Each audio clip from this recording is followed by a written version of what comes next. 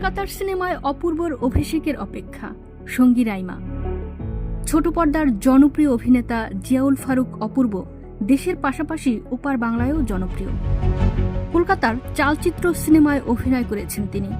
এতে তার সঙ্গী হয়েছেন রাইমা সেন ও স্বস্তিকা দত্ত। আগামী ২০ ডিসেম্বর কলকাতার প্রেক্ষাগৃহে মুক্তি পাবে এটি। চালচিত্র নামের এই সিনেমা নির্মাণ করেছেন কলকাতার প্রতিম ডি গুপ্ত।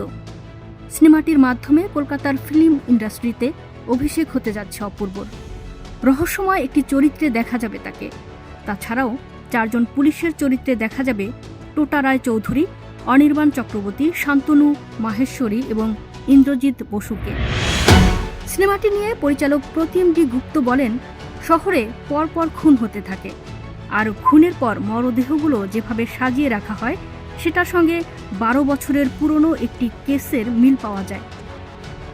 সত্যি কি সেই কেসের সঙ্গে এই কেসের মিল আছে, নাকি তদন্তে নতুন কিছু উঠে আসবে, সেটা নিয়েই এই সিনেমা। সিনেমার অন্যান্য গুরুত্বপূর্ণ ভূমিকায় রয়েছেন রাইমা সেন, স্বস্তিকা দত্ত, ব্রাত্য বসুকে।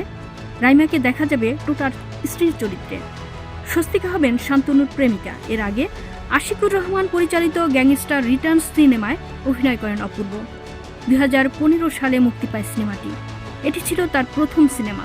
এবার দ্বিতীয় সিনেমা দেখার অপেক্ষার প্রহর গুনছেন অভিনেতার ভক্তরা।